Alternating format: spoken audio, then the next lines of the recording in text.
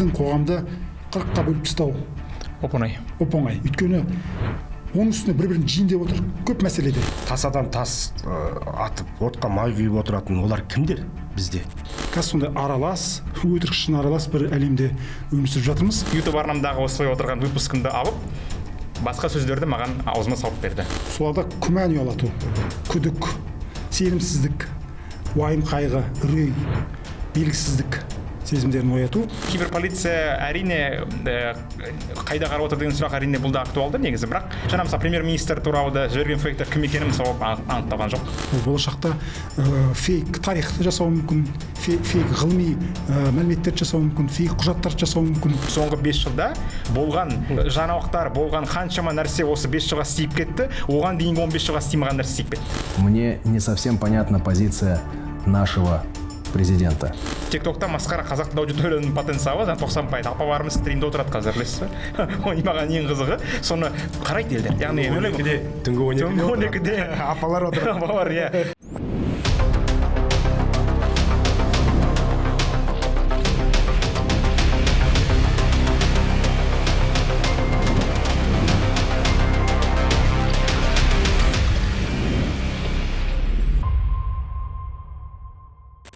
Біздің баптайынс бағдарламасын біреу күндіз көреді, біреу түнде көреді. Сондықтан да тәуліктің қайырлы бір уағы деп амандасқанымыз дұрыс шығар.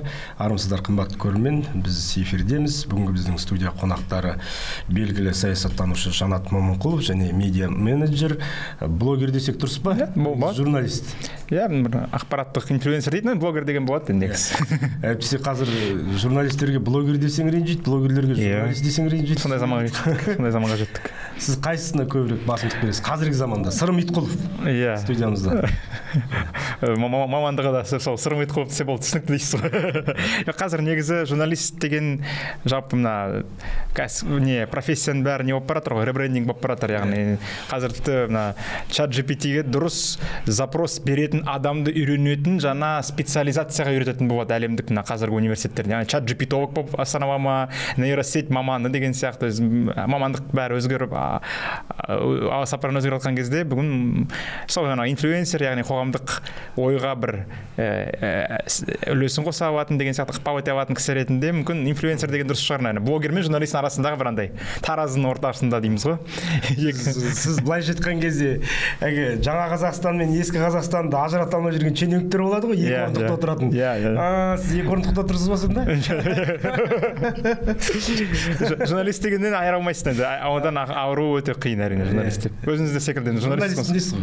Иә, журналист деп айтуға болады. Сол дұрыс шығар. Негізі біз сіздерді шақырып отырған себебіміз қазір білесіздер, біз ғана емес, кеше мынау Астана халықаралық форумында мемлекет басшысы айтты ғой, 52 ел соғыстың алдында тұр. Яғни әлем геосаяси турбуленттілік, сілкіністік жағдайда өмір сүріп жатыр. Қарудан бұрын қазір ақпараттық майданның қалай жүріп жатқаны белгілі. Көптеген үкіметтер енді ашық қақтығысқа бармайды. Сондықтан үшінші күш деген сөзді жиі қолданады. Кім екені көбінесе ашық айтыла бермейді. Қалай ойлайсыздар? Бізде де сондай мәселе көп. Мысалы, арандатушы күштер деген айтылып жатады. Тасадан тас атып, отқа май құйып отыратын олар кімдер бізде? Сырттан арандатып отырған мемлекеттер ме, трансұлттық ұйымдар ма, жеке тұлғалар ма, қандай ойыншылар? Сіздер енді осы ойындардың бір-екі кейсін айтсаңыздар, сұрайтынымыз. Осы жақында ғана сіз де мысалға сол ойынның құрбаны болдыңыз. Ашық құрбаны болдыңыз. Буллингке де ұшырап жатырсыз түрлі. Ондай да болады, иә, ақпарат. Соқтан осы әсіресе бізде орталық Азияны білесіздер, қазір +1 форматында түрлі жиындар. Орталық Азия бір минералды түрлі байлықтарға бай. Трамптың өзі қазір минералды байлықтарыңды берсеңдер ғана деп сөйлесетін болды ғой. Яғни әлемдік геосаяси ойындардың тәртібі мен ережесі түбегейлі демесек те бір 100%-ның 60-70%-ін өзгерді ғой, Жанат мырза.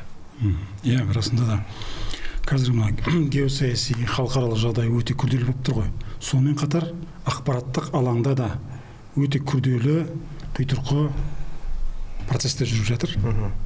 Енді біздің ақпараттық алаңымыз ашық. Ол жерде сыртқы күштердің де белгілі бір белсенділігі байқалуы ықтимал. Сондықтан да қоғам болғандықтан, өте динамикалық дамып жатқан бір мемлекет, ұлт болғандықтан маңайымыз белгілі бір әсерлер ылғи болады. Үлкен күштер болғаннан кейін олардың белгілі бір мысы, ақпараттық бір ықпалы бәрібір де болады.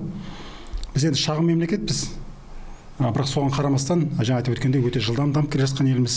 Соңғы осы 5-10 жылдың ішінде біздің ақпараттық алаңымыз адам танымастай өзгеріп кетті. Бізде заманға қарай бейімделіп жатырмыз. Әртүрлі дипфейктер, жалған ақпарат, жалған заманда өмір сүріп жатыр деп айта аламын. Өйткені әрқайсымыз 100% шындықты айта аламыз деп айта алмаймыз. Өйткені біз белгілі деректерге сүйенеміз, ол деректер өз кезегінде шындыққа жанаспауы да мүмкін. Қазір сондай аралас, өтірік шын аралас бір әлемде өмір сүріп жатырмыз. Шындық айтуға тырысамыз, бірақ ылғи ол қолымыздан келе бермейді. Сондықтан да менің ойымша айтып отырғаныңыз дұрыс. Үшінші күштер деген әр уақытта ол саясаттануда бар, мүдделес стейкхолдерлар бар.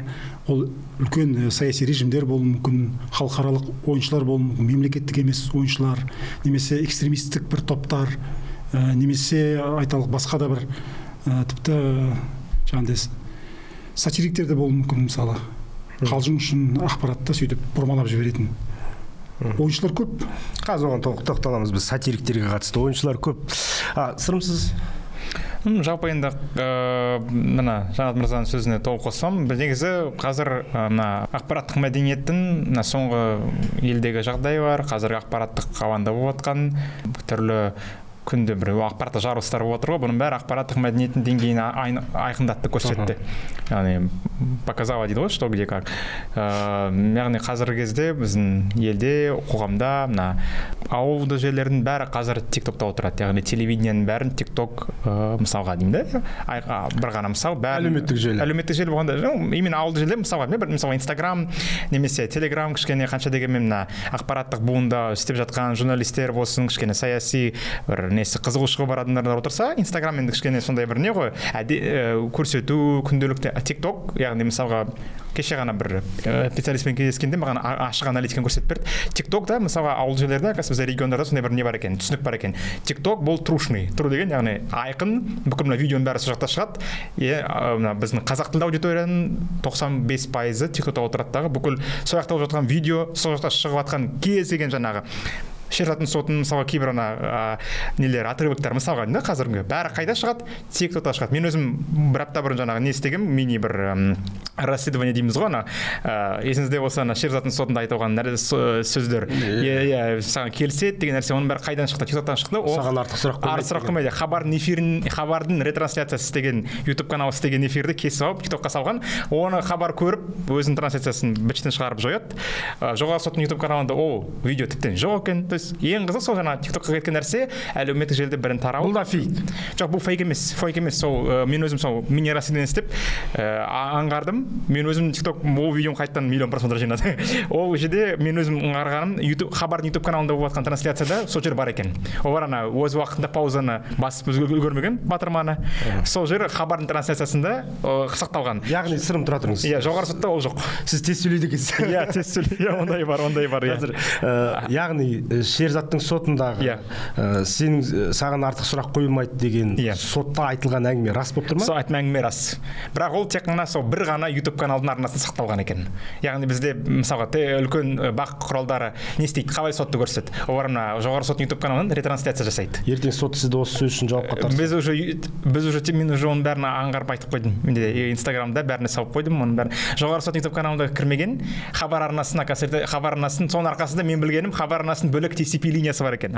Жалпы бөлек камерасы, бөлек линиясы бар екен. Сияқты тапқыған, хабар арнасы оны біліп өшірді ретрансляцияны. Олар өздері, енді халық не дейді? Қараңыз, бір қызығы. Комментарийға келіп, маған хабар бірінші ретте айтатынымыз, алғаш рет хабар таза шындықты айтты. Міне хабарға алғаш рет 30 жылда рахмет айтатынымыз деп, мысалға комментаторлар келіп, TikTokта мысалға дейді. Яғни хабардан енді сотты хабардан көреміз деп жатыр. Міне қалай не деймін да, ең қызығы мына ситуация. Яғни осының бәрі қызық. Айта берсе әрине мысал көп, бірақ ақпараттық алаңда қазір дипфейктің өзі жаңа технологиялардың ілігуі, мен өзім мысалға бір апта бұрын соның несі болдым, құрбаны болдым. Яғни бұл да бір жаңа танымалдықтың этапы шығар. Яғни сен өзім шынайы алған YouTube арнамдағы осылай отырған выпускымды алып, басқа сөздерді маған аузыма салып берді.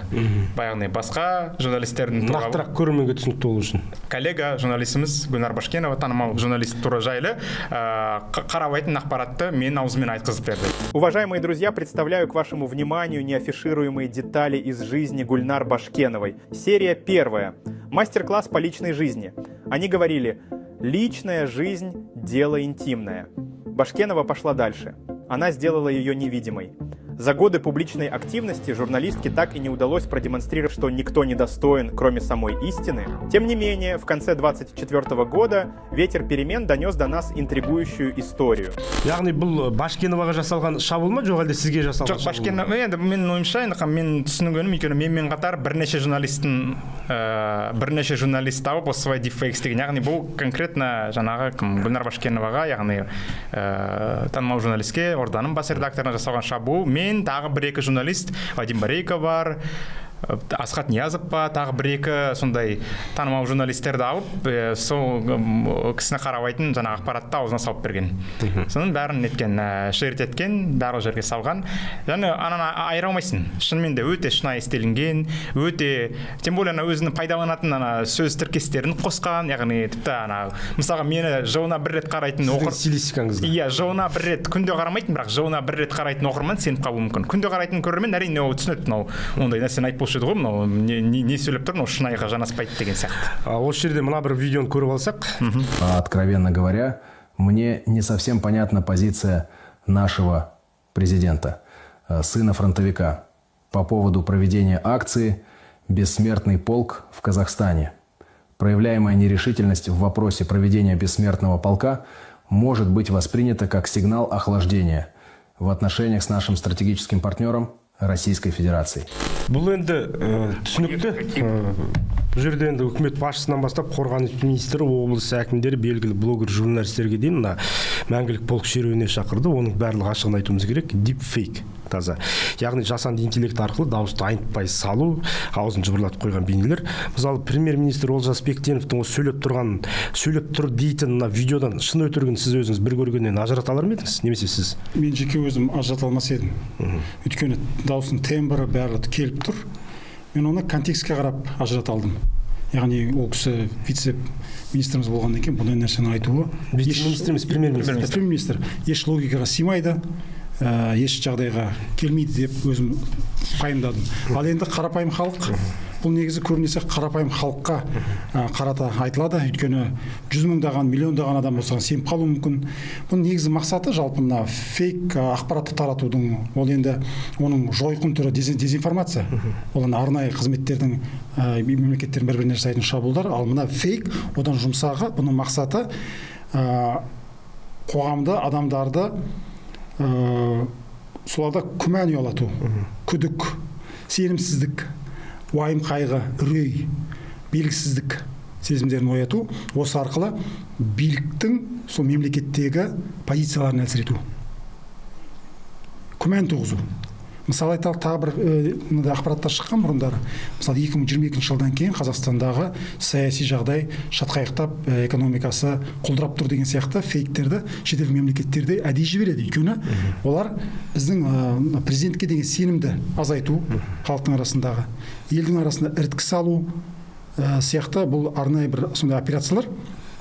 Менің ойымша бұны енді арнайы істейтін бір технологиялар, белгілі бір күштер бар, міндетті түрде. Арнайы органдар деп айтуға да болатын шығар. Өйткені бұл көне заманда бері келе жатқан, яғни дұшпаныңды белгісіз жағдайға түсіру, күмән туғызу, ішінен күйрету, өз-өзіне сенімділігін төмендету. Ол ойланып тұрған кезде сіз өзіңіздің әрекеттеріңізді жасайсыз. Сол сияқты бізде қоғамның ішінде біздің санамыз, біздің ойымыз үшін үлкен күрес жүріп жатыр. Біздің бір нәрсемен айналысқанымызды қалайды. Яғни ойымыз бір нәрсеге толы болу керек, ойланбауымыз керек, болашағымыз турасында, немесе саяси жағынан, сыни ой жағынан. Менің ойымша бұл сыртқы күштердің сондай арнайы мақсатты бір әрекеттері болуы мүмкін. Дәл осы кейсті айтамын. Мына жерде Құмар Ақсақаловтың мына бір пікірін тыңдап алсақ. Как Акиму Костанайской области в последнее время поступают угрозы. но хочу заявить открыто и прямо. Я не поддамся давлению и свои позиции менять не собираюсь. Акция «Бессмертный полк» 9 мая в нашей области состоится, как и планировалось. Костанайский области. Бізде әдетте қалай енді өзіміздің қазақстандықтарымыз Костанай деп айтады. Костанай деп айтады. Бұл жерде, наверное, Костанай дегеннен ақ біз желдің қайдан естіп тұр деп болжай аламыз ба? Әлде бұндай видеоларға қарап болжам жасау жұмсартып айтқан кезде аңғалдық па? Сырттан жауыз деп. Менің ойымша бұлар бір эксперименттің де бір түрі болуы мүмкін. Яғни жіберіп қойып ақпаратты реакциясын бақылау. Халық не дейді екен, жоғары жақ не дейді екен. Менің ойымша бұған үйрене беру керек, өйткені бұл дипфейк, бұндай жасанды ақылмен жасалатын әртүрлі осындай құйтырқы ойындар көбейеді. Бұл жерде халықтың несі керек? Медиа сауаттылығы дейді ғой. Мен өзім осы америкалықтардың курсына қатысқам, осы медиа сауаттылығы бойынша. Байыз туралы айтады. Яғни байыз дегеніміз ол жаңсақ пікір. Мына халықтың арасында екі ұшты пікірлерді тарату. Яғни белгілі бір мәселелер туралы халықтың түсіне алмау жағдайы бар. Толық түсінбейді. Міне осы массамен манипуляция жасау арқылы, оймен манипуляция жасау арқылы оның оймен ойнауға болады. Яғни сіздің ақпараттық алаңыңызға сондай взбростарды өтірік шын араласқан, немесе оның шындығы көп болуы мүмкін, өтірік аз болуы мүмкін, немесе керісінше болуы мүмкін. Міндетті түрде ол 100% жалған болады деген әңгіме емес.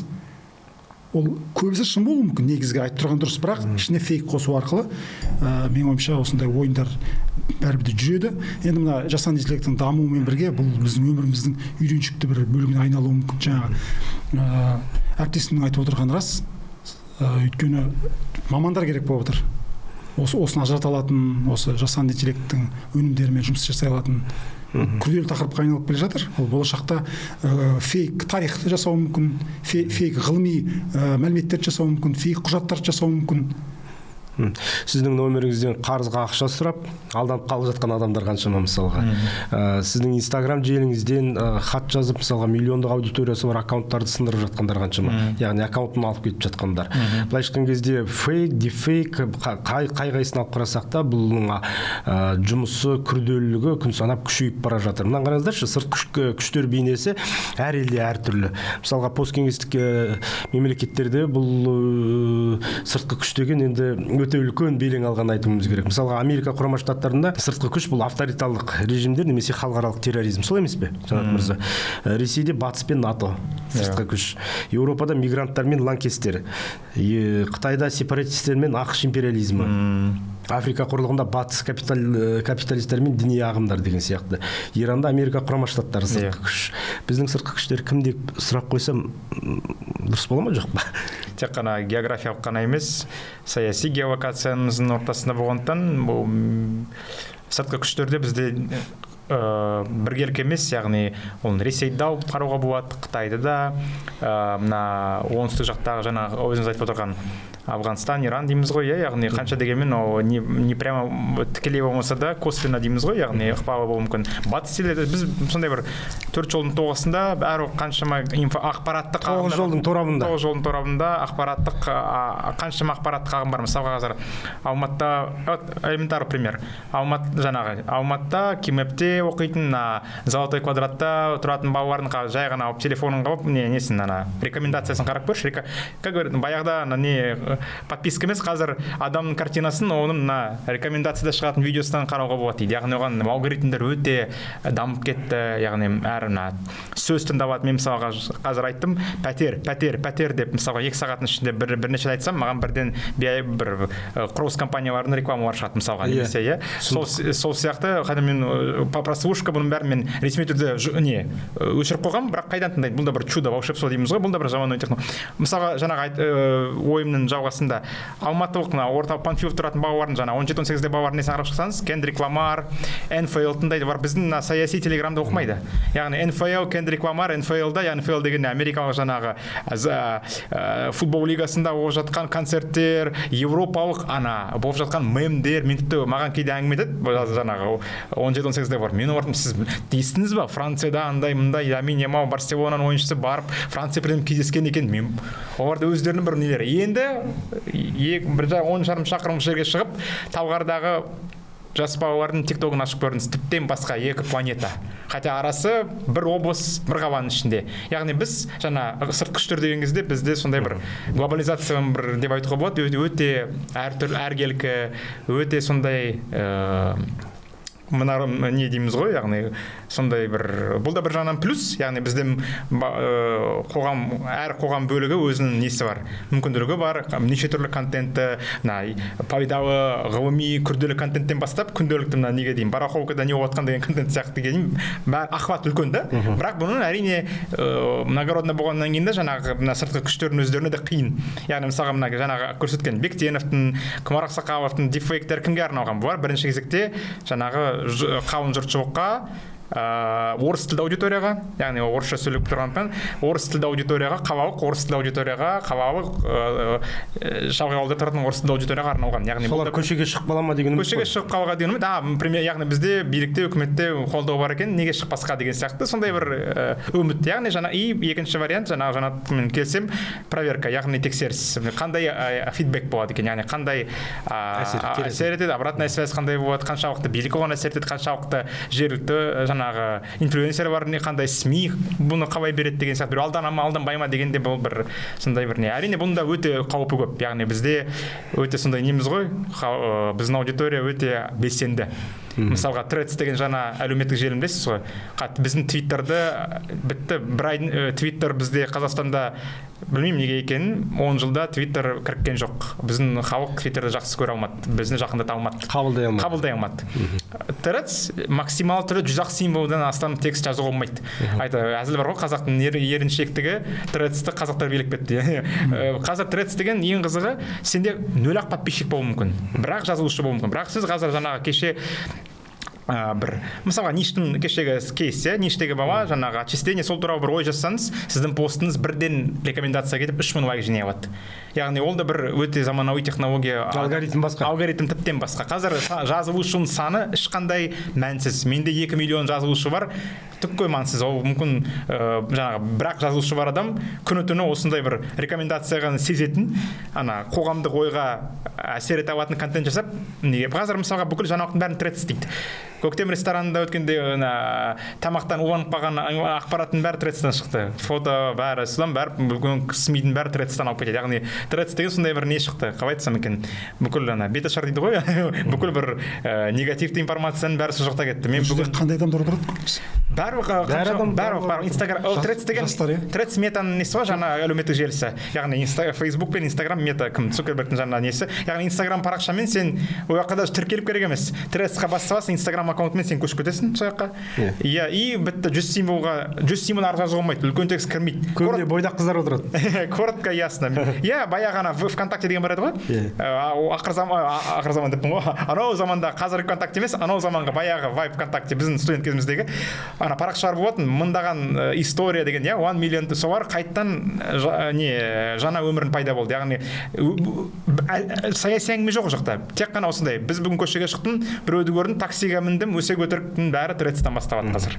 Сырым, жақсы нәрсе айтып жатсыз, мынау ақпараттың тез тарауына қатысты. Твиттер дедіңіз ғой, сол Твиттердегі 3 миллион аккаунттың 100 мың жазбасын оққан сараптамашылар, аналитиктер зерттеу жүргізіп, шынайы ақпаратқа қарағанда жалған ақпараттың тарауы 70%-ға. 70%-ға екен, мысалы жоғары екен.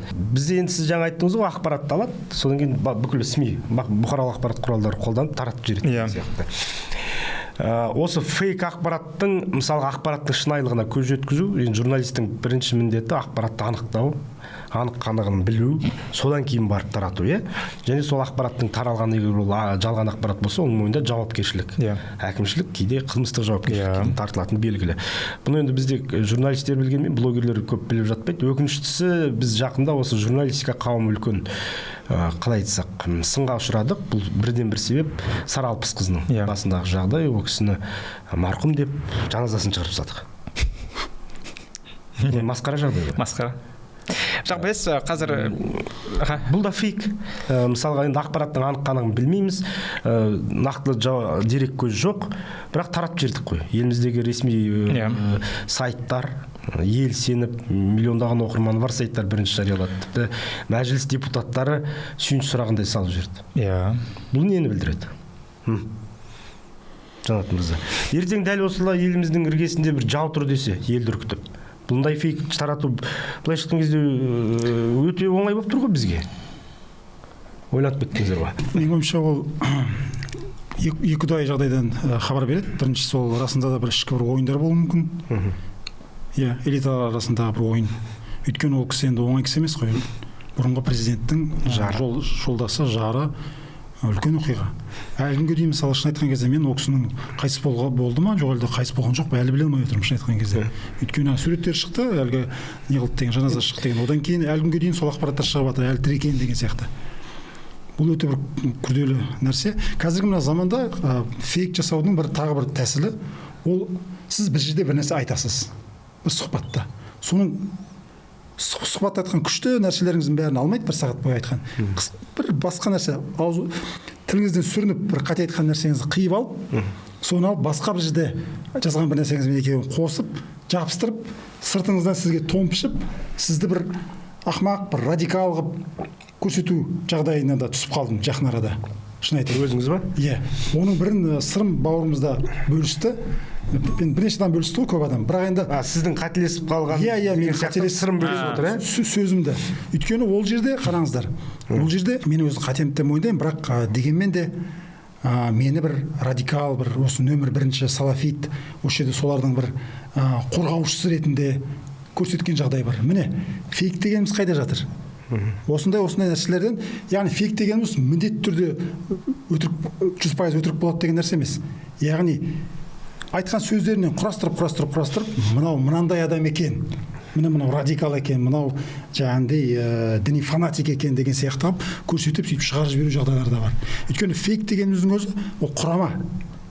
Яғни құрастырады, сіз туралы ақпаратты кеседі, тиктокқа салады, айналдырады, одан кейін уже сіздің образыңыз мүлдем басқаша болып кетуі мүмкін. Мысалы мен сұхбат беріп жатырмын, осы кезге дейін. Мысалы, ютубқа соңғы 2 жылда мен өзім эксперимент жасадым. Тура 2 жыл болды. Шақырған жердің бәріне барамын. Білгенімді, тіпті білмегенімді айтуға тырысамын. Өйткені мен танымалдығымды арттырғым келіп тұр. Бірақ елдер, журналистер, Казмедиадағы журналистер менің айтқан қаншама ақпаратымды, істеген қызметімді кіргізбейді. Есте жоқ. Тек қана жаңағы айтқан бір аналардың құрастырма ақпаратын есінде қалған. Яғни образ, адамның бейнесі тез қалыптасады. Мысалы, сіз туралы мақсатты жұмыс жасайтын болса, сізді мүлдем басқаша адам, мынандай бір элитаның адамы екен, мына кланның адамы екен деп шығаруға болады. Құрастырып. Яғни өте күрделі заман, күрделі ақпараттар. Бірақ тағы да бір сұраққа жауап бермедіңіз. Сұрақты енді сырым жауап берер. Жоқ, қазір сіз неге бөлісесіз деп. Сіз неге фейк ақпаратты бөлісесіз? Жириновский мен Немцов сияқты бір-бірімізге сок төгеміз сосын апельсиновый сок кезінде 90-шы жылдары. Жоқ, бірақ егер шынайы енді сіз жауап беріңізші, неге фейк ақпарат айтып отыр ғой. Жоқ, фейк ақпарат болғанда мен есімді өткенде қандай еді информациясы пресс-конференцияда болған нәрсе ғой деймін, или эфирде айтылған нәрсе ме? Енді эфирде айтылған нәрсе, одан кейін Фейсбукке жазған, екеуін қосқан. В общем, менің де қатем бар ол жерде. Бірақ енді жалпы айтайын дегенім сол ғой, ақпарат тез тарайды. Яғни ол ақпараттың шыны өтірігіне көз жеткізбей жатыр. Жоқ, қазір бір ең қызығы, қазір заман ондай емес. Мысалға 10 жыл бұрын мысалы фейк ақпарат 10 жыл бұрынғы ақпараттық ортамен қазір мен мысалы қайдағы 10 жыл 3 жыл бұрынғы ақпараттық ортамен қазір салыстыруға келмейді. Өйткені қазір біз мемлекеттік органдар фейк тарататын замандамыз. Трамп администрациясы фейк тарататын заманда өмір сүріп келе жатырмыз. Мысалға деймін да, енді артық кейде біздің мемлекеттік жергілікті органдар жоғары жақпен өздері келісілмей бір ақпаратты асығып айтып қалып, ой біз сосын районымыздан қайтып жаңағы міне хабар трансляциясы. Ал мен расследование істедім, Шерзаттың жаңағы айтқан жерін алды да просто трансляцияны грохнули, удалили кәдімгі YouTube каналдан жойып тастады. Ештеңе деген жоқ, маған комментарий берген жоқ, бірақ маған журналистер өздері айтты, енді болған нәрсе шынайы енді айтамыз деп, олар өздері комментарий келіп, хабарды қоқлаштап жатыр хабардың журналистер. Керемет екен. Мысалға деймін, элементар мысалы. Фейк деген нәрсе жоқ, болған нәрсе, бірақ екі канал екі түрлі, ана каналда шықты, ана дауыс мына каналда шықпай қалды. Яғни бұл фейк емес деген емес, одан күрделі неге кеттік та заман. Өйткені қазір мысалға элементарный интервьюға келесің, 2 сағат әңгіме айтасың, жаңа Казмедиа демекші, кейбір мемлекеттік каналдар аватта сенің айтқан қатты айтып берген нәрселеріңді кесіп тастайды. Мысалға деймін да. А сен де сонда образ қалай? Ол да фейк. Чем это не фейк? Мен мысалда бұл да фейк. Ол фейк интервью істеді. Мен қаншама нәрсе айттым, алтта кесіп тастады дағы мен ана жай ғана айтқан нәрселерімді қалдырады. Оқырман, неге сен ана проблемаларды көтермедің? Неге сен мына сұраққа жауап бермедің деп маған сосын мен ол жерде не болып қаламын. Как бы виноват болып қаламын да, мысалға деймін да. Яғни бұл да несімен бұл фейк емес, бұл да фейк қой, менің келісімсіз мені басқаша көрсетеді, ана мені кесіп жаңа дипфейктен не айырмашылығы бар деген ой туады да. Шын ғой, шын. Мысалға мен солай ойлаймын. Сосын бұл да тағы бір момент бар, 30 жыл бойы журналистерді қысып 30 жыл бойы ешқандай сөз айтқызбаған нәрсе, не мен әрқашанда айтамын, біз мына не сияқтымыз деймін да, біз 30 жасында қызылшамен ауырсаң, 40 жасында ауырсаң, енді өте қауіпті, өлімге де алып келуі мүмкін. Біз сол 30 жаста бір қызылшамен ауырған не сияқтымыз, подросток, который только енді ғана көшеге шығып, енді ғана студенттік кезінде өтетін, баяғыда өтіп қою керек нәрсенің бәрін енді өтіп келе жатыр да, баяғы. Сонда біз перемоткамен X2, X3-пен қазір пытаемся бәрін нетуге, қоғамдық ой, ақпараттық мәдениет деген планында. Соңғы 5 жылдың өзінде ковидтен 5-ақ жыл өтті. Мен ойымда көз алдымда как будто бір 8-9 жыл өткен сияқты, өйткені соңғы 5 жылда болған жаңалықтар, болған қаншама нәрсе осы 5 жылға істейіп кетті, оған дейінгі 15 жылға істеймаған нәрсе істейіп кетті соңғы 5 жылда. Неден бастап, арыстан бастап, мысалы ковид, соғыс, күнде болып жатқан Трамптың выборы бар, елімізде қаншама жағдай, соның бәрі неге алып келді? Бізде в итоге TikTok-тың қазіргі дамуы секундное мышление дейміз ғой, яғни біздің неміз төмендеп барады, яғни қоғамдық сараптау, потом общественная память. Болған нәрсе, кеше болған нәрсені бүгін ұмытып кеттік. Кеше ары күні болған нәрсені кеше ұмытып кеттік. Бір апта өмір сүретін баяғыда инфоповод, яғни ақпарат бүгін бір күнде өмір сүрмейді. Таңертең бәрі баптап тастады, бычтан шығарып тастады да, кешке, ертең кешке бітті. Бізге жаңа бір не керек, жаңа азық керек, жаңа азық түлік керек деген сияқты. Құрбан керек жаңа құрбан керек, жаңа бір нәрсе керек деген сияқты. Яғни қоғамға ақпараттық неге бір әрқашанда бір азық керек, яғни бір нәрсеге рейтинг істеу керек. Әрқайсының өзінің отчеттары басталады, рейтинг керек, подписчик керек, охват керек деген сияқты. Сондықтан бұл да бір енді өте күрделі мақсат, мен ойымша қазір мемлекетте де өте, білмеймін неге екенін, ешкім ол туралы ойланбай жатқаны, ақпараттық мәдениетіміздің дамуы, сондай бір ақпараттық ағартушылық мәселе деген сияқты региондарда, әсіресе сондай ешкім, жаңа айттым ғой, тренингтер, мысалы осы тренингтерді тек қана журналистерге емес, жалпы жергілікті бізде қаншама органдар бар, қаншама ТО, неше түрлі министрліктің жанында жүрген неше түрлі квази органдар қаптап жатыр. Әрқайсысы алып, мысалға, осындай ақпараттық мәдениет дамытуға деген бір жұртшылықпен жұмыс ешкім жүргізбейді, мысалға. Бәрі өзімен өзі кім не істесең оны істе деген не да, принцип. Жаңа ковидті айтып қалдыңыз ғой, пандемия кезінде осы фейкпен күресу өте үлкен ауқымды түрде жүргізілді. Себеп белгілі, адамдар жаңағы коронавирустың емшілерге жағалап кетті, қаншама адам обалды болып бұл дүниеден өтіп жатыр, мысалы, өтіп кетті енді. Сол жаңағы фейк ақпаратқа сеніп, адраспенмен жазылып кетеді екенсің, құйрық май жесең жазылып кетесің деп, мысалға, 100 грамм ішсең жазылып кетеді екенсің деген сияқты. Бірақ ауруын асқындырып, мен өзім жеке қаншама таныстарым сол фейктің кесірінен енді ауылдық жердің азаматымыз естіп жатамыз, содан кетіп қалып жатқан жайлар бар. Бірақ ақыр соңы осы дәстүрлі ақпарат көздері бар ғой, телевидение, телеарналарға сеніп, телеарнаның ақпараттарына сол кезде қатты жүгінгенін айта кетуіміз керек. Телеарна үлкен рөл ойнады, ресми СМИлер. Ол мынандай деген сияқты. Сосын мынау TikTok, Instagram, WhatsApp-тағы қауесетке адамдардың қаттырақ сенетінін жасырмауымыз керек. Анық сол біз азаматтарымыздың сыни пайымдау қабілеті неге төмендеп кетті деген сұрақты қояйықшы бірінші кезекте. Сосын Америка Құрама Штаттарының 37-ші президенті Ричард Никсонның бір айтқан жақсы сөзі бар. Ақпаратқа, үгіт насихатқа бөлінген $1 қарулануға жұмсалған $10 әлдеқайда тиімді деген. Біз қаншалықты тиімді күресіп жатырмыз сол ақпараттық насихатқа, азаматтарымыздың цифрлық сауаттылығын, жаңағы сыни пікірді қалыптастыруға қаншалықты жұмыс істеп жатырмыз деген сұрақ туады. Меніңше біздің халықтың көпшілігінің деп айтайық, енді сауаты артып келе жатыр. Бірақ соған қарамастан елеулі бөлігінің саяси ақпараттық сауаты төмен деп айта аламын.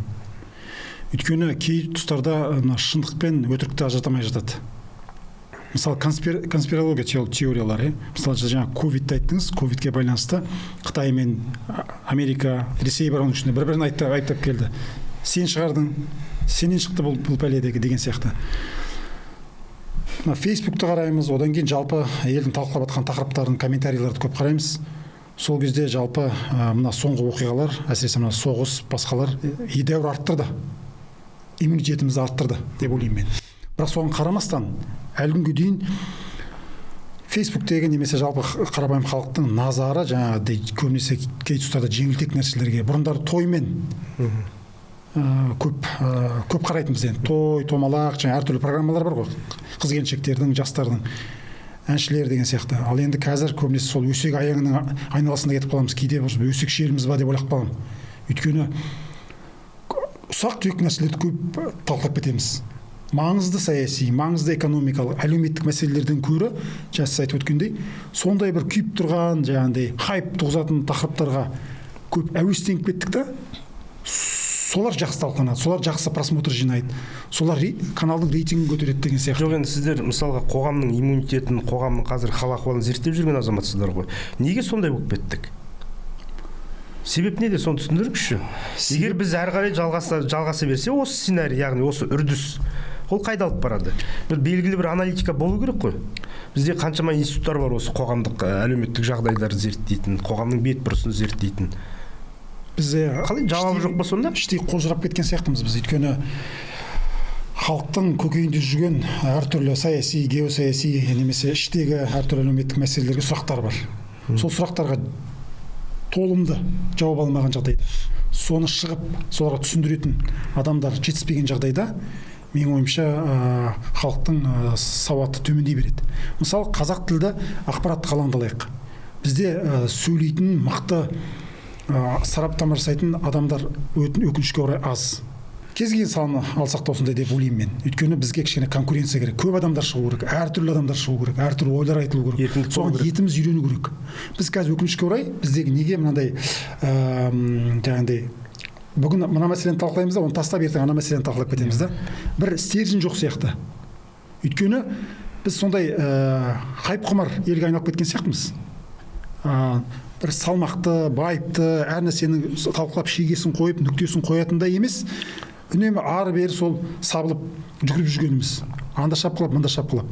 Менің ойымша біз бұмен енді мантып дами алмайтын сияқтымыз.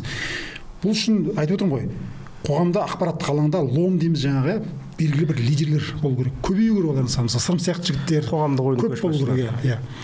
Мысалы, Сырым көптеген мәселелерді мысалы ашық айта алады. Кешегі мына хабарға байланысты мысалы өте риза болдым. Сол сияқты ақпараттық алаңның өте күрделеніп кеткенінің бір астарында деп ойлаймын да. Соңғы жылдарда мына толассыз үстіне келген толқындар деп ойлаймын да. Ішкі және сыртқы. Олар өте жойқын болды. Және халқымызды, және өзіңіз айтқандай, ковидтен кейін әсіресе біздің мына ақпараттық алаңымыз өте қысылды да, бірақ соның ішінде қайшылықтар көп пайда болды. Біз қоғам ретінде, менің ойымша, мына фрагментацияланған, яғни бөлінген бір қоғамымызда осылардың барлығын біріктіретін орыс тілді кеңістіктен қазақ тілді кеңістік арасында арналарды ашуымыз керек та. Өйткені бізде мына аудитория басқаша ойлайды, мына аудиторияның мәселелері мұңы басқа. Екі әлем деп айтуға болады. Осыларды барынша енді жақындатып, бір синхронизация, бір интеграциялауымыз керек сияқты да. Бізде қазір екі жақта дамып жатыр. Одан кейін менің ойымша енді сыртқы қысымда бар деп ойлаймын. Сыртқы қысымда бар, ішкі қысымда бар. Өйткені дамудың мәселелері бар да. Біз қазір енді саяси жағынан біз белгілі бір деңгейге келдік, бірақ халықтың ішінде сұрақтары бар әлі күнге дейін. Наразы топтар бар, бір топ. Одан кейінгі топтар бар, олардың белгілі сұрақтары бар, тілге қатысты сұрағы болуы мүмкін. Одан кейін тағы да бір қоса кетейін. Мына әлемдік жалпы фейк ньюста исламофобия деген бар. Яғни исламды құбыжық көрсету арқылы қоғамды бөлу деген сияқты. Бізде соны шеткі ұшқынын байқап үнемі айтып жүремін. Яғни мысалы айталық бір топтағы деп айтайықшы, қандай топ, діни тілдік деп айтайық. Сол топтағы кейбір оңбаған, надан адамдардың видеосын түсіріп алып, кейсін қайта-қайта көрсету арқылы мына бүкіл топқа, бүкіл жамағат деп айтайық, топ деп айтайық, осыларға жек көрушілікті, хейтті көбейтуді біз қоғам ретінде менің ойымша әртүрлі сызықтар бойынша бөлініп кету қаупінде тұрған сияқтымыз. Өйткені жаңа өзіңізде бір сөзіңізде айтып қалған сияқтысыз. Егер шын кірісетін болса, біздің қоғамды 40-қа бөліп тастау оп-оңай. Өйткені оның үстіне бір-бірін жиіндеп отыр көп мәселеде, әсіресе жаңа өткен мәселелер деп айтайықшы, атын атамайын. Сондықтан да менің ойымша біз өте күрделі сондай бір концептуалды бір ненің алдында тұрған сияқтымыз. Яғни бізді бір не біріктіреді деген сұрақтар ғой. Ол енді әрине ол құқықтық мәселе, әрине ол рухани мәселе, ол не біріктіруі мүмкін біздерді. Саяси экономикалық мүдде болуы мүмкін. Саяси экономикалық мүдде.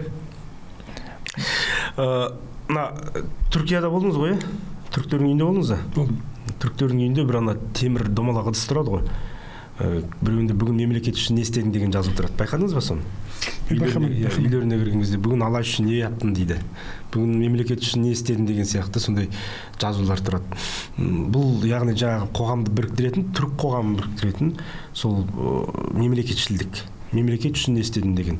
Біздің азаматтарға осындай сұрақ қойылса жауап бере ала ма? Мен ойымша жоқ. Жоқ. Қалай айтсам екен, бізде жаңа дұрыс айтты, іріткі салу бізде қазір оп-оңай болып кетті, яғни бірнеше немен фактор бар. Мен ұлттық болсын, яғни мен қазір көршімізде соғыс болып жатқандықтан өте тағы да бір фактор, яғни қоғамымыз әр сұрақ бойынша бізде бірнеше бөлімге бөлінеді. Элементар түрде кеше мысалға ништа, мысалға баланы элементар жай ғана мысал. Баланы жаңағы өзі мұғалімді жаман атпен балағаттап, өзі көшіріп нетті, шығарып жіберді оқудан. Бітті, қоғам екіге бөлініп кетті. Трэдста мыңдаған лайк, мыңдаған біреу жаңағы депутаттарымыз благородный дейміз ғой, енді тырнақшада не істейді? Олар өздері ана ескі Қазақстанмен күресу керек деген мақсат қойды олардың алдында. Мен кеше ғана осы ойды айтқам, бұл қоғаммен өздері алып жаңағы ништі не істеу керек, барынша бітістен шығару керек. Бұл не болды, бір повод болды. Яғни бір жаңағы балаға ешкім ойлап жатқан баланың ешкімі жоқ. Өздері сол ништі бітістен шығарып, жаңағы баланың видеосын өздері шығарады. Депутаттар видео қараңдар деп. Толмаған, оны белгісіз екен 11 класс, 17-18 арасында ғой, мүмкін там 5 минут. Қалай мектептің оқушысы оның видеосын шығарудың өзі этикаға келмейді ме? Иә, бірақ оны мүмкін әрине ата-анасы мүмкін ол видеоны берген. Мен де логикаммен түсініп отырмын. Ата-анасы да мүмкін ойлаған шығар, депутаттарға беремін, мәжіліс депутаттары мықты кісілер, танымал, олар көмектеседі проблеманы шешіп беруге деп. Енді в итоге ақыры тіпті мен мысалы өзім Назарбаев режимінің ана ярый критигімін, Әлия Назарбаева кезінде мені заблокировала, неше түрлі не болды. Мен тіпті яғни ескі режимнің қатты қарсыластары өздері ақыры не болды? Мектепті қолдап шыға келдік. Неге? Өйткені шынайы справедливость деген нәрсе бар, әділеттілік, адекваттылық деген әділдік бар. Өйткені шынымен мына жерде енді мектептен гөрі біз мұғалімді қолдаған сияқты. Мұғалімді қолдаған сияқты. Жоқ, имеется в виду мұғалім мектептің несін жағын қолдағанымыз, единственное менің мысалға кеше өте талданғаным, өте мықты, мына Гарвардпен особенно сравнение ғой. Ништің өзінің мұғалімін неге жібермей, қасқаланға неге қасқырын аузына жіберіп, ой біздің шаруамыз жоқ деп отыратындай жағдай бар еді ешкім. Бірақ олар до конца соңына дейін қорғаймыз, қолдаймыз, ешкімнің педагог статусы деген нәрсе бар. Оны ешкім неге балағаттауға, нетуге ешқандай депутатқа да ешкімге де бермейміз деп өздері до конца жауапкершілік алған. Өте мені шынайы өте сондай бір қуандырды. Бұл жерде парадокс көп негізі. Парадокс көп негізі. Мұғалімдердің статусын көтеріп, мәртебесін көтеру мәселесін енді Аймағамбетов мырзадан бастап депутаттардың өздері мысалы қаншамен әуреленіп әбігерге түсті, ақыр соңы осындай жағдай болып жатыр. Бірақ негізі қоғамдық пікір талас, қоғамдық пікір алмасуға біз ешқашан шектеу қоймамыз керек сияқты. Қалыпты дүние болу керек. Бұл жерде енді жаңағы нишқа қатысты мәселеде пікір таластың тууда заңдылық. Бұл жерде фейк жоқ қой. Фейк жоқ. Бұл жерде фейк жоқ. Қоғамдық талас осыдан туындайды ғой. Таластан келісім туады, консенсусқа келесің. Бұл өте бір пайдалы кейс болды. Яғни қоғамдық бір дебаттың несі, сонда бір жаңағы нәтижеге келгені, педагогтың статусын жаңағы сақталғаны, мәртебесін төмендемеуі, бір қоғамдық ешкім бұған кіріскен жоқ. Билікте, құзыретті органдарда, яғни бір свободный плавание дейміз ғой, жаңағы босқа жерде өздерін дебатта талдандар деп. И өздері қоғам осымен неге дамиды. Мен ойымша осындай кейстер қоғамдық мәдениет дамытуға, сондай показательный дейміз ғой, деге келеді мысалға. Осындай показательный негізі үлгілі. Иә. Мен де кейде қазақ мектебін бітірген, бірақ ана орыс тілді аудиториямен жұмыс істеген бер, кейде қазақ сөздерін ұмыта бастайсың.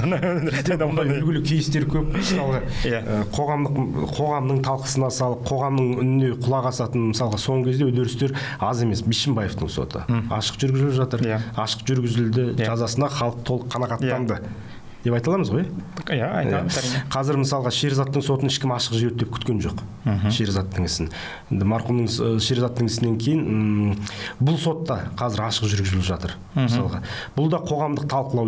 Кәдімгі қаншама мәселелер, азаматтар осы тікелей эфирлер арқылы заңды түсініп жатыр, шынын айту керек. Бишімбаевтың ісінен кейін мысалға тұрмыстық зорлық-зомбылық, отбасындағы зорлық-зомбылық мәселесі де қайта қарала бастады. Балалардың тәрбиесі деген сияқты. Көп осындай кейстер қоғамның өзгеруіне белгілі бір әсер етіп жатыр. Бірақ біздің негізгі тақырып бұл үшінші күштер мен фейк ақпараттар екен. Ең қызығы сондай бір жаңа ағартушылық жұмыс істейміз ғой, бұл невольно, яғни тіпті өздері түсінбей қалған сияқты.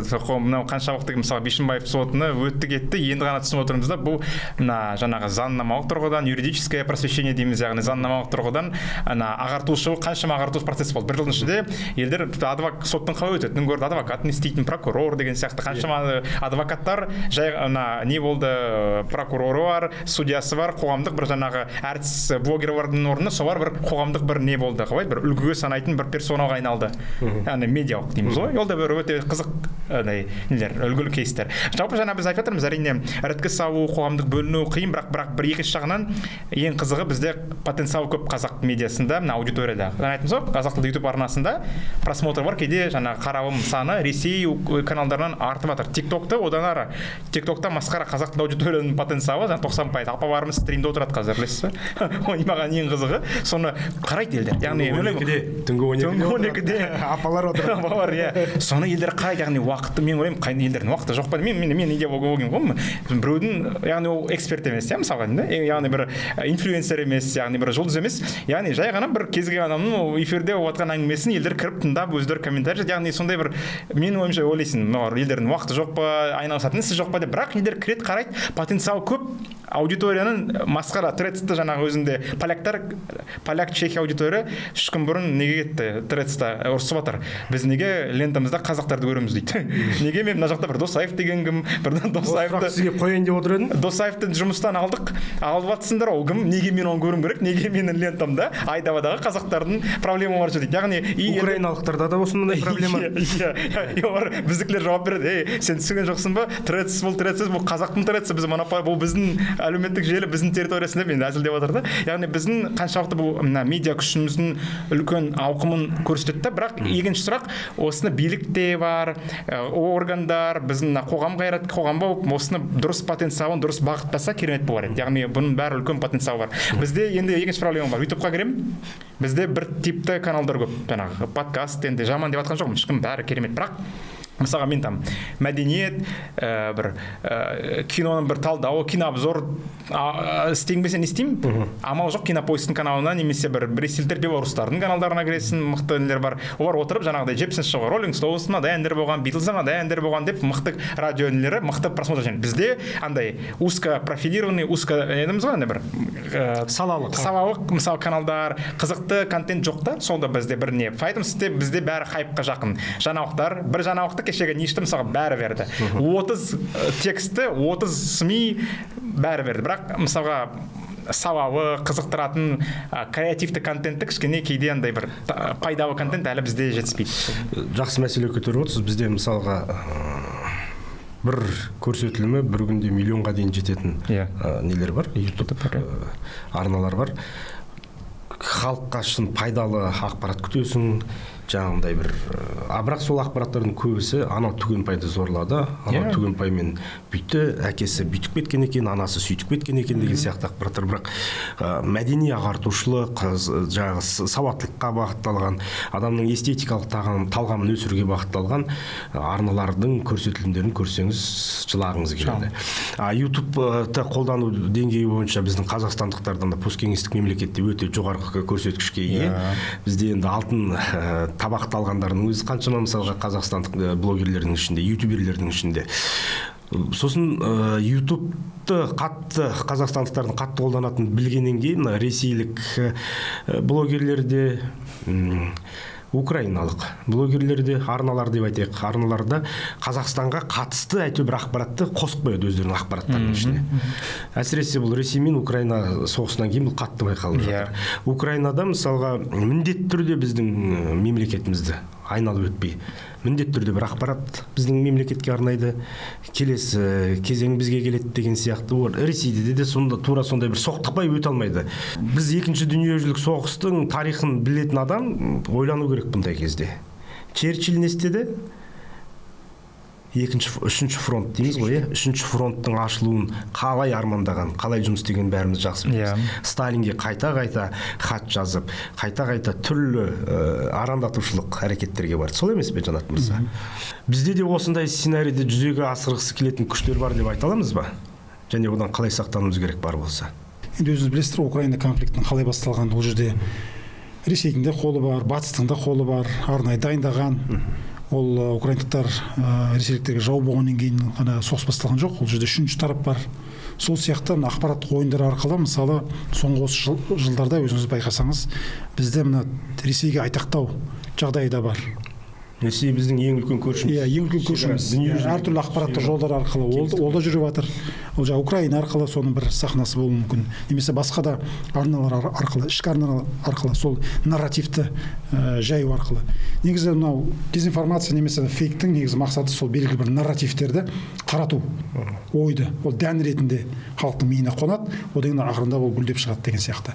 Ол фейк ұлтшылдықта болуы мүмкін, ол псевдоұлтшылдық болуы мүмкін, әсіри ұлтшылдық болуы мүмкін, ол жаңағы радикализм болуы мүмкін, басқа да. Енді тұтқынға түскен 3 қазақстандықтың Украин журналистіне, блогеріне берген сұхбатын көрдік қой барлығымыз. Казах. Гражданство мне тоже казахстан. Полицейские поймали, пришлось подписать контракт. Ипотека. Маме надо было деньги на операцию. Я с одного штурма попал на другой штурм. Бүкіл қазақстандықтар жағасын ұстады, мысалы. Қалай әсер етті біздің психологиямызға, ойлау психологиямызға, сезіну, былайша айтқан кезде көңіл күйімізге де қалай әсер етті. Және ол жерде 2 жерге де от салып отыр. Қалай, күш қой. Әрі қарай. Иә, өзіңіз айтқандай, бұл бірнеше бағытта, тек қана бір жақты ғана емес. Күрделі процесс, өзіңіз көргендей, біздің өзіміздің ақпараттық аламыздағы азаматтарымыздың ойында не бар? Біз оларды қалай мемлекеттік саясатқа, осы ұлттық бағытқа қарай бұраламыз деген мәселе ғой. Мәселелер өте көп. Біздің енді ақпараттық аламыз енді тесік десе болады. Өйткені енді ақпараттар әртүрлі жақтан кіреді, оны бақылау да мүмкін емес негізі. Ешқандай мемлекет қазір менің ойымша өзінің ақпараттық алаңын толық бақылай алмайды. Енді Ресей сияқты бір авторитарлы қатты режимдер ғана болмаса, ал біздің енді Қазақстан, біз кішкене либералды елміз. Менің ойымша бізде жаңағы медиа сауаттылықты арттыруымыз керек та. Медиа сауаттылық, әртүрлі сауат ашатын бағдарламалар, мына арнаны біз көбінесе қазір сыртқы әлемді талқылаймыз, жаңағыдай әртүрлі хайп құмарлық өткір мәселелерді талқылаймыз. Одан гөрі біз конструктив, жаңағыдай ұзақ мерзімді мәселелер өтуіміз керек. Әлеуметтік мәселелер, мәдени мәселелер, рухани мәселелер деген сияқты, саяси, біздің саясатымыз не болады болашақта. Иә. Бізде қазір өте бір қызық, тағы мен өзімнің Instagram аудиториямнан білем. Менде де мысалға өте үлкен аудиторияның өсуі 22 жылы басталды. Яғни 10 мыңнан аудитория, міне 3 жылда мысалы 150 мыңға жетті, 27 миллион қарауым айына, 27 миллион қарауым дейді айына охват. Сторис күніне істейсің, яғни бұл не саяси қызығушылықтың артуы. Политизация общества дейміз ғой, яғни 22 жылдан кейін жаңағы енді қаңтар оқиғасы бар, түсінікті, Ресей соғысы, мына соңғы жылдағы болып жатқан цепочка дейміз ғой, қаншама бұл Астана, Алматы, сосын регион, мына өнде жалпы осы елді мемлекетте не болып жатыр, кім бізде премьер-министр, кім бізде министр, кім бізде жаңағы Бишімбаев болды, мына сот бар екен, анау бар екен деген сияқты әр саладағыдай бір қызығушылық артуда, жастар арасында, үлкен кісілер арасында. Бұл 22-ден кейін басталды. 22-ден кейін, негізі, иә. Сосын бұны енді мысалға мен өзім бұны неге алдым, яғни бақылауымға алып, қазір өзімнің бір немді таптым. Яғни елде, әлемде болып жатқан нәрселерді, жаңалықтарды өзім сторис деген білесіз, үстіне 2 сөйлем, астына 2 сөйлем, яғни қысқа да нұсқа түрде, мысалға немен түсіндіріп, визуалды, музыкасын қосып, кішкене әзілменен, тіпті ауылдағы адамның өзі түсінетіндей қылып, бақта шығатын жаңалықтарды адами тілге аударып жатырмын да. Мен де ойлаймын, сосын елдер кететін, біз сізді қараймыз, жаңалықтың бәрін сізден оқимыз. Неге менен оқисыңдар? Бізде қаншама бұқаралық ақпарат құралы бар. Жастардың бәрі сізден оқиды екен. Мен студенттерім бәрі сізден оқиды. Мен де ойлаймын да, мен таңданамын, миллиардтаған бюджет салып жатқан госзаказ, мемлекеттік тапсырыспен істеп жатқан бұқаралық ақпарат құралдары бар. Иә, мысалға, бірақ елдер қарайды, неге? Өйткені мүмкін сол жаңағы бір көңілін тауып, кішкене кейде мен өзім саяси архивтерді жақсы көремін, иә, саяси деректі 80-ші жылғы 70-ші жылғы неше түрлі бір әкімдердің суреттерін өткенде мысалы Есен Дүйсенов жалғыз ғана Алматының әкімі бәрі халық сүйген әкім деген текст тауып едім, ол WhatsApp-та тарап кетті өзімен өзі. Сондай бір нәрселерді кейде өзің жақсы көресің, қопарып деген сияқты. И сондай мен де кейде ойлайсың, осындай нәрсені мен өзім жалғыз істеп жатырмын, көмекшім жоқ, редакциям жоқ. Осының бәрін неге мысалға қаншама мүмкіндік бар бізде, қаншама креативті индустрияның мамандары жүр, қаншама бұқаралық ақпарат құралдары жүр, қаншама осының бәрін ең осылай кішкене осының әрқайсысы өз фронтында істесе қандай керемет болады деген. Өйткені мен ойымша жалпы мына тотальный запрет дейміз, немесе цензура дейміз ғой, яғни бақылау кейде айтады ғой бізде цензура керек, цензура болмаса бәрі шеттерінен беспредел басталады, шеттерінен бәрі быт-шыт болады. Мен ойымша альтернатива нету керек, ұсыну керек. Яғни цензурадан емес, болмайды деген нәрсе емес, альтернатива. Яғни альтернатива деген бәрі дамыған елдерде солай. Францияда, Европада да фейктер көп. Американың өзінде қаншама неше түрлі адам миына кіріп шықпайтын бір анимация нелері бар, адам миына есі дұрыс адам ондай нәрсені ойлап таппайды. Бірақ оны елдер қарайды. Roblox ойындар қаншама көп, неше түрлі терминдер. Бірақ орда әрқашанда альтернатива бар. Әр адам өзінің керек саласында өзінің бір қызықты контентін табады. Бізде сол не жоқ та, альтернатива жоқ, ең жаманы. Яғни адам жаңағыдай немесе саяси ақпаратпенен жаңағы дефектердің несіне құрбанына кетеді, немесе жаңағыдай бір тиктоктағы жүрген секіріп балмұздағын аяғына жағып атқан деген сияқты нәрселермен қарап бітеді. Цензура болмау керек дегенде мен цензура бар дегенмен келіспеймін мысалға. Цензураны айтып отырсыз ғой сіз. Цензура бар деп айта аласыз ба? Цензура елімізде білесіз ба? Елімізде тиктоктағы отырған халыққа қарап, қоғамға қарап бізде цензура бар деп айту қиын. Цензура жоқ, біз цензурадан өткен елміз ғой. Біз 30 жыл бойы бізде қатаң цензура болды. Мысалы 30 жылда қаншама қатаң цензуралық елден өттік, қаншама қатаң бізде режим болды. Біз постцензурный дейміз ғой, бірақ бізде қалай айтсам екен, қазір мемлекеттік цензура емес, қазір уже өзіміздің әр топтардың цензурасы пайда болды. Яғни мысалға бір бизнес өкілдері ақпарат құралдарына ықпал тигізеді. Білеміз ғой, кейбір блогер бар, кіммен қалай деген сияқты. Яғни өздерін уже мемлекеттік цензура емес. Сіз білетін болуыңыз мүмкін. Білеміз әрине. Мысалға бір топтар діни деп отырсыз, мысалға арасында аражы кісі өздерінің бір цензуралары болады. Жаңағы Думктың істеп жатқаны шынайы керек, енді ұят. Кейде мына Думкқа қарап, біздің имамдарымызға қарап, КМДБ орын істеп жатқан тірлігіне қарап, ана пресс-релиздеріне қарайсың, енді шынайы айтады ғой, переорбитальная область лица, өзіміз ұят деп дейміз. Испан ұяты. Ешқандай нақты айтсаңызшы енді, айтқаннан кейін ертең КМДБ бізге айтады қандай ұят айтып. Жоқ, мысалға міне бір апта бұрын мысалға КМДБ-ның өкілі имам еркек адамға гинеколог болмайды деп ресми түрде өзіңдай мәлімдеме жасайды. Неге десе, КМДБ өкілі емес қой. КМДБ-ға қатысты имам. Әрине КМДБ-одан енді КМДБ-ға несі мүшесі имам. Сосын КМДБ алып одан әрине релиз берген жоқ, ешқандай жауап берген жоқ. Бірақ бізге қатысы жоқ деп те олар ешқандай информация берген жоқ, үндемей кете берді. Сондай мысалға ақпараттар айтады. Әрине оған енді қазір қараңыз, сырым, бұл жерде сізбен пікір таласуға болатын шығар деп ойлаймын. Өйткені мысалға КМДБ мемлекетке қатысы жоқ қой, зайырлы ғой, біз зайырлы мемлекетпіз. Олар жауап беруге де, жауап бермеуге де құқылы ғой. Қалай ойлайсыз? Жоқ, мен өз ойымда жаңа біз айтып отырмыз ғой, қоғамдық басқарма ғой, діни басқарма. Түсінікті, бірақ мен ойымша агенттік емес, біз айтып отырмыз, комитет емес. түсініп отырмыз, бірақ жаңағы ойдың несі түйесіне де жаңағы түйіні. Біз қоғам болып әр өз участогында дейміз ғой, әр өз алаңында, өз несінде компетентті өзінің жаңағы несінде қаншалықты максимум өз жаңағы мысалымды айттым, жаңалықтармен, қоғамдық бір ағартушылықпен айналысуға бір тым оларда мысалға КМДБ-ның өзін алсақ та қаншама мүмкіндік бар. Яғни қоғамдық жергі органдарда қоғамдармен халықты жинап мысалға дін ғана емес, олар КМДБ-ның өзінде мысалы қоғамдық нагрузка дейміз ғой, олар могли баяғыдан бері халықты ағартушылық, баяғыдан бері халықта білімнің несі. Нұрлан имам мысалға жақсы не окейсіз ғой. Жалғыз өзі шын керек бүкіл жаңағы КМДБ-ның несін альтернативасы. Сәке, былай істейік. Дін тақырыбын талқыламайық. Неге дейсіз ғой? Цензура дейсіз ғой. Мен де бір цензура машинасы болайыншы. Жоқ, бұл тақырыпқа біз міндетті түрде жеке тоқталамыз. Бірақ та енді бұл жерде отырып біздің тақырыптан ауытқып кеткен сияқты боламыз. Өйткені діни басқарманың атқарып жатқан жұмысына бір сағаттық бағдарламада біз жауап бере алмаймыз. Оның үстіне мысалға соңғы рет қашан болдыңыз мешітте? Соңғы рет мешітте былтыр, біздің жаңа мешітте. Соқтан бір жыл бойы мешітте болмасаңыз, бір сағаттық бағдарламада 1 минутта ондай тақырыпқа жауап беруге болмайды деп этикалық тұрғыдан. Хорошо, жарайды, хорошо. Просто я к тому, что әрқайсысы мысалға могли бы намного лучше өздерінің жұмысын мысалға айқын мысал ретінде, орган ретінде, олар да басқарма ретінде, әр басқарма дін ғана емес.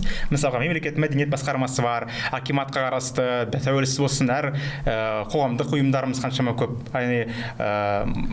Әрқайсысы егер өз тарапында, өз алаңында мысалға ашықтық, қоғаммен жұмыс ең бастысы. Яғни өзіне инициатива. Бізде өкінішке орай жоғарыдан маған ондай не келген жоқ, указ келген жоқ, маған приказ келген жоқ, мен не істеуім керек, маған шобын болды деген нәрсемен ғана отырады. Өкінішке орай. Жауапкершілік шындай жоқ. Инициатива дегенді ол тіптен армандайтын нәрсе. Осы жерде мынандай сұрақ болады. Біз енді ақырындап біз сізге тағы да оралайық деп тұрмыз. Неге десеңіз, жаңа сіздің өзіңізге фейк жүргізілді дедік қой, Башкеноваға қатысты, сізге қатысты. Бұл жерде бар ғой, шынын айту керек, Динара Сәтжан да бар, Әсем Жәпішева, Ғазиза Райымбек. Былай айтқан кезде біздің бір топ журналистер, блогерлер осы дипфейктің шабуылына ұшырады. Құрбаны болды деп айтсақ болады. Осылардың артында кім тұрған өздеріңіз анықтай алдыңыздар ма?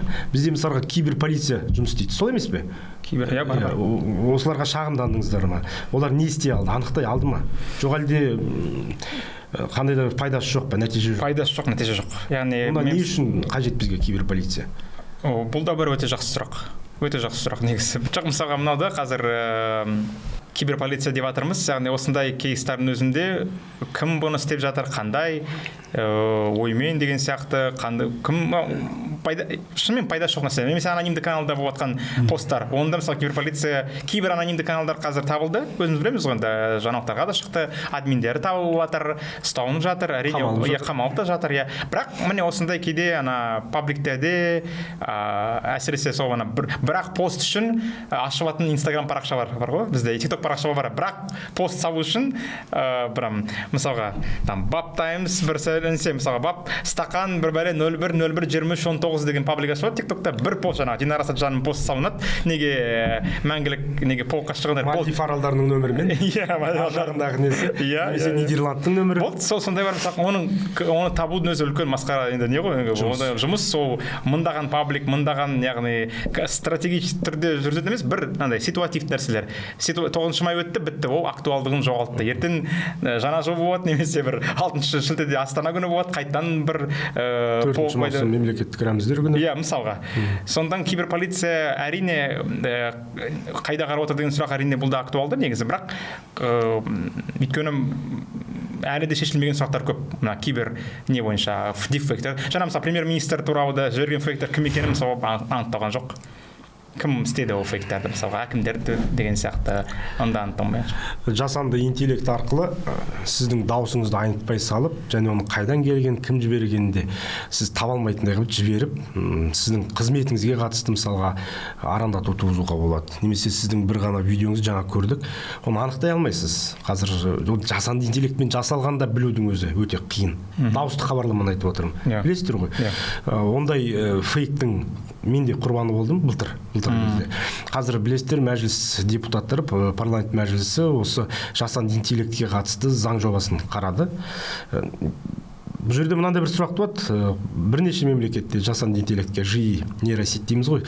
Соған қатысты заңдар қарастырылып жатыр. Бірақ жасанды интеллектіні мүмкін емес қой басқару. Жасанды интеллект қажет десеңіз, ол өзінің өзі, сіз оны жоймақшы болсаңыз да өзінің өзі екінші нұсқасын жасап шығарған. Білесіздер ғой, ондай кейсті. Жасанды интеллектіні басқару, осы заңмен басқару мүмкін деп ойлайсыздар ма? Адамның абыройын төгіп, халықты шатастыратын алаяқтарды анықтай алмасақ, ал анықтаған күннің өзінде біз енді 15 айлық есептік көрсеткіште мысалға сондай фейк ақпарат жүрген үшін 100 айлық есептік көрсеткішке дейін жауапкершілік белгіленіп отыр. Мысалға Facebook пен Instagram не істеп жатыр? Олар керемет нәрсе істеп жатыр. Яғни кімде Илон Маск істеп жатыр қазір Twitterында, X-ында дипфейкпен істелінген видео бірден білінеді техникалық түрде. Яғни бірден үстінде сен иімен істелінген видео біліп қояды, үстінден алып тұр. Мына видео иімен істелінген. Немесе мысалға мен иімен видеоны салсам, мен оны нетуім керек. Астында не бар? Батырмасы бар. Бұл видео иімен істелінген бе деп. Егер мен оны баспасам, сен өтірік алдадың. Мынау видео иімен істелінді деп, менің видеомды бұғаттап тастайды мысалға. Бірақ әрине оны алдап сұлап өтетін бағдарламалар бар. Пираттық бағдарламалар көп. WhatsApp пен Telegram мысалға әлі ондайға үйренбеген. Яғни WhatsAppта оп-оңай бір жұртшылық әсіресе ауылды жерлердегі чаттарға жібере саласың, бітті оның кім екенін құдай біледі. Кеше мысалы бір күшті видео шықты, Шымкентте әзілмен шыққан. оған там Трамп, Илон Маск бәрі отырып Шымкентте жаңағы нені самсаны жеп отыр. Брэд Питт, Ди Каприо, шынымен айыра алмайсың мысалы 150 теңгелік самсаны алып жеп отыр. Жего жаңағы немен ана сүт нені сиыр сауып жүр мысалға. Әрине развлекательный дейміз ғой, яғни сондай ойын күлкіге арналған өте қызық. Әлемде де ондай таралған. Бірақ меніңше сондай бір оған техникалық инструменттер керек те, мысалға бізде айтып жатыр суперкомпьютер пайда болып жатыр, немесе жаңағы министрлік, цифрландыру министрлігі ой деп ат шу салады ғой бізде. Жасанды интеллект комитеті құрылды бізде. Міне солардың ең бірінші компетенциясы сол деп ойлаймын. Бірінші кезекте әр осындай роликқа нетіп киберполициясымен бірге қосып реакция білдіру, иә. Мен ойымша жасанды интеллектіні заңмен реттеу керек, бірақ оны толық реттей алмайсыз, ол қадағалау мүмкін емес. Бұл өте терең этикалық мәселе. Тіпті мына біз мысалы университетте сабақ берген кезде студенттеріміз өзі соны қолданады. Осы шығарып жатқан ақпаратқа деймін да, кім жауапты деген сұрақ жауапсыз. Заң жағынан бұны қарастыратын өте бір терең бір мәселе. Ол алдағы кезеңде бұл алдымыздан шыға береді. Бұны менің ойымша қазір бұны шешіп тастау мүмкін емес. Өйткені бұл жасанды интеллекттің өзі қазір өміріміздің бір бөлшегіне айналды. Әртүрлі мына жаңа жатқан фейк деген сөздің негізі өзі өтірік, жалған ғой. Менің ойымша бәрібір де кім қалай айтсын, не болса да шындық, шын ақпарат, ақиқат, өтірік ақпаратты, жалған ақпаратты, фейкті бәрібір де жеңіп шығады. Өйткені халық деген мына дария, ол бәрібір де арасынан білетіндер, көкірек ояулар шығып, немесе мемлекеттің мықтылығына да байланысты сол ақпараттың жалғандығы бәрібір де өмір өзі көрсетеді. Өмірдің өзі жалғанмен шынды бөліп көрсетеді. Сол сияқты халықтың мына сауаты, медиа сауаты, ақпараттық саяси сауаты мықты болатын болса, оған білім керек, рухани мықты болу керек. Осы жағынан келген кезде көз ашық болатын болса, кез келген мысалы өтіріктен шындыда өзі айырып отырады, ажыратып отырады. Біз соған жете алмай жатырмыз ғой. Яғни әр халық районда, қалаларда мысалы өте сауатты халық болатын болса, бәрін өздері ажыратып, ненің шын, ненің өтірік екенін ажыратып отырамыз. Мейлі ол цифрлық сауаттылық болсын, мейлі саяси болсын, идеологиялық болсын. Иә. Соңғы сұрақ деп айтайықшы, біраз мәселенің басын шалдық қой. Сырым, сіз өзіңіз блогер ретінде, медиа саласының маманы ретінде біздің азаматтарымызға қандай кеңес бересіз? Фейк пен жалған ақпаратты ажырату үшін ең бірнеше қолдану тәсіл. Нені қолдану керек, нені білу керек? Өзім де білмеймін ғой, өзім де құрбан болып отырмын десекші. Ең бірінші жаңағы таңданатыным бізде қоғамда кейде ақпараттық мәдениеттің деңгейі соншалық төмен деймін да, кейде элементарлы түрде Google-ға кіріп элементарлы жаңағы сөзді тексерудің өзі біздің жұртшылыққа неге екені қиын. Мен айтамын да, мысалы, кейбір элементарлы нәрсені, яғни 3 күн бойы элементарлы мысалы Google-ға кіргізсең, Сауд Арабияда болған оқиға немесе Трамп, Маскпен қаншалық кездессең, бірінші 3-4 сілтеменің өзі, яғни қанша шынайы фейк екенін көрсетіп тұр. Яғни элементарлы түрде ақпаратқа бірден шығара бермей, элементарлы түрде енді кішкене айтқандай болады, бірақ енді өкінішке орай бізде ондай енді үлкен сондай қоғам бөлігі бар. Элементарлы түрде, яғни тексеру дейміз, яғни қазірдің өзі ChatGPT қазір рахат болды ғой. ChatGPT деген қазір тіпті Google-да егер мысалға мен кеше ғана тарихи бір Ливон ордені деген болған. Сол Ливон ордені не екенін мен қарау үшін Википедияға кірдім, не қарадым, бірақ маған бірақ қана сұрақ керек болды. Ливон ордені деген мемлекет болды ма, болмады ма? Немесе ол тек қана оны ChatGPT-ге сұрақ қойдым. Түсіндім сенің сұрағыңды. Ол қазіргі дейінгі түсімдегі мемлекет емес, ол тек қана 3 тайпаның біргесі. Бопты рахат. ChatGPT мен уақытымды үнемдеп берді. Мен оны Google-мен жаңағыдай 1 сағат бойы сұрай іздейтін едім. Қазір ChatGPT әр адамда бар. Қазір өйткені біздің халық енді оған еріншектен диплом жазып жатыр ChatGPT, енді ол бөлек проблема. Ол бөлек проблема енді. Оны сен маған дипломды антиплагиат қарамайтындай қылып істеп берші дейді, істеп береді. Немесе математикадан мынандай сөздер болмасын десе. Немесе математика 4 оқиды баба.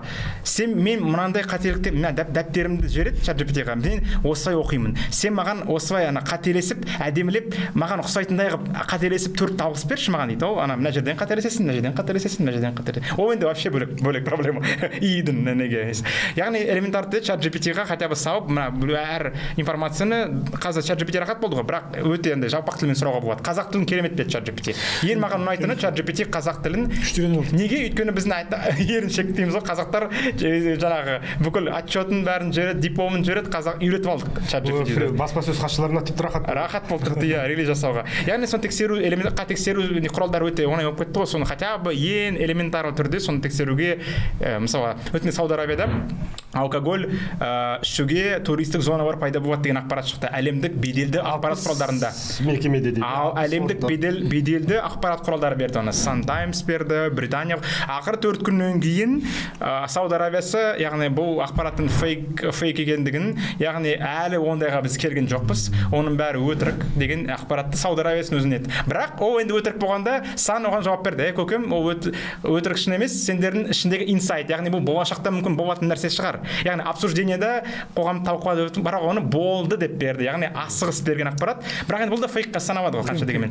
Яғни осының өзін мысалға жаңағы бүгін мысалы чат GPT-ден сұрақ көрсең, ол саған жаңа жауап береді. Осындай болды, Сауд Арабиясы жауап берді, анау. Яғни элементарлы түрде халыққа айтатын қазақша, орысша, ағылшынша қай тілде болсын, элементарлы тексеріс, яғни бытовой дейміз ғой, ең бірінші деңгейдегі тексерістен өтсек, соның өзі. Ананы айтып керек емес, басқаны айтып. Осыны үйренсе, халық осыны өзі жақсы көреді негізі. Болмаса сол ақпаратты копи-паст ретінде салып шын ба деп іздеуші дейміз ғой енді. Google болсын, Яндекс болсын тексеріп алып, бірнеше ақпарат көзінен шықса ғана иланып, оның өзінде ресми ақпарат көзі болса, бір блогердің бізде мына журналистикада оқытқан кезде мына ақпарат тексердің ба деп сұрайды. Оны анандай кісі жазды деген сияқты. Ол кісі де сен сияқты адам ғой деп мысалға иланбаймыз.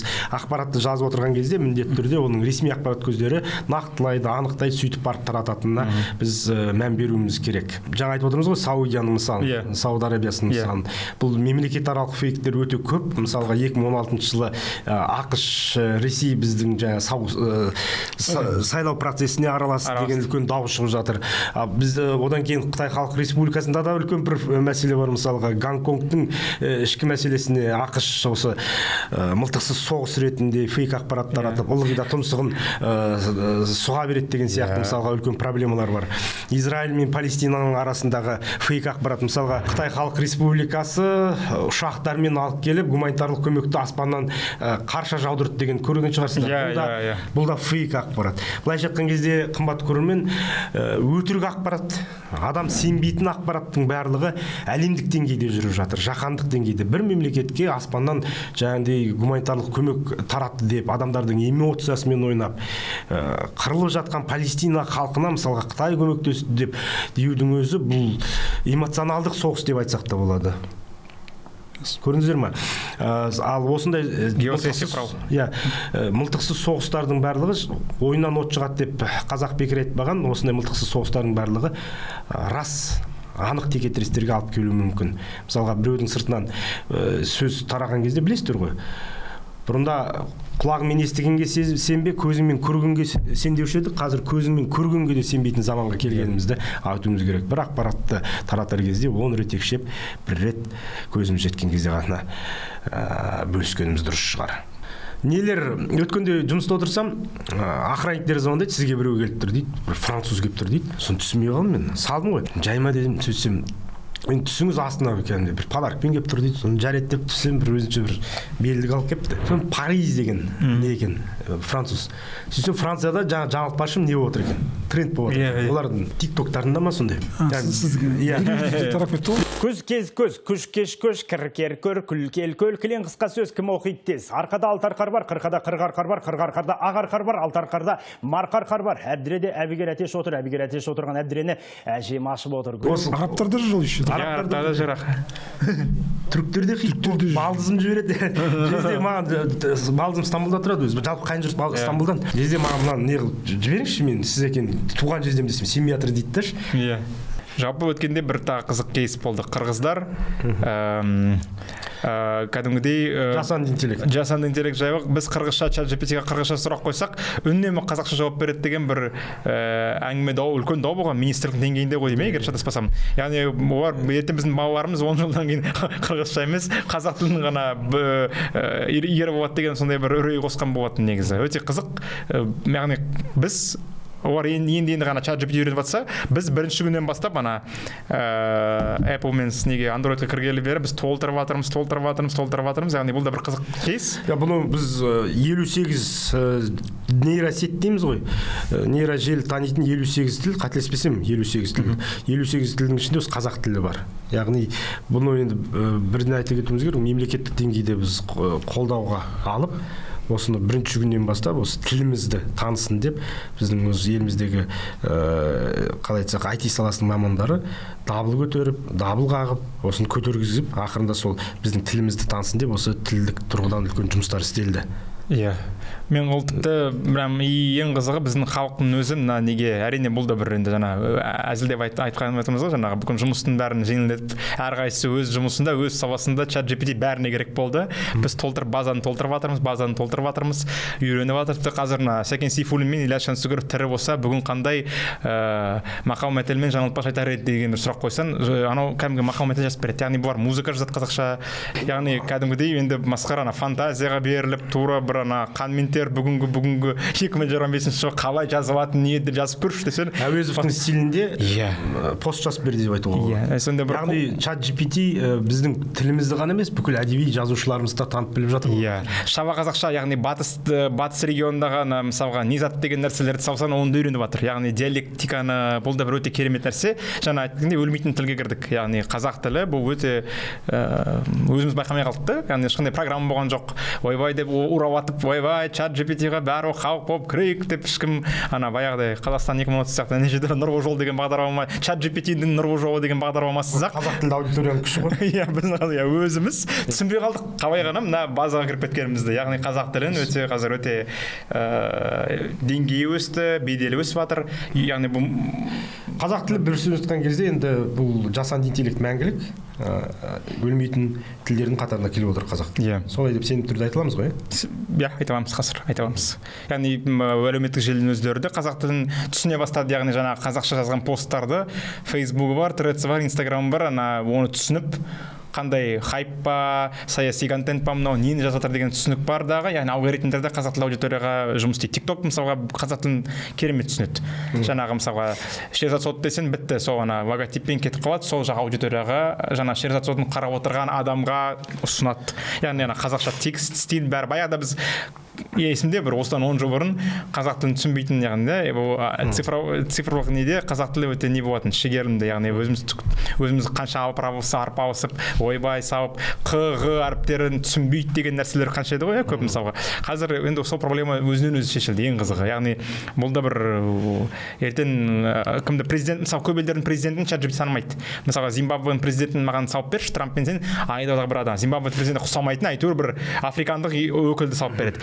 Біздің мысалға президентті таниды, өйткені бізде көбінесе біз фотографиялар көп, картинка бар, салып жатыр, пресс-службасы бар, жаңалықтарды салып деген сияқты. Яғни бұл да бір өте қызық дүние, яғни бір кейс идің, яғни нейрожелінің жаңа несі дипфейк ар жағын айтып отырмыз ғой, бірақ өте мына жағы, яғни позитивті жағы керемет. Яғни ертең елімізге келген туристің өзі чат GPT арқылы біз қазақпен қазақша, шымкентпен шымкентше өз жерлі диалектін қосып сөйлеп кете алады. Google Translate керек емес, переводчик керек емес, мысалға деймін.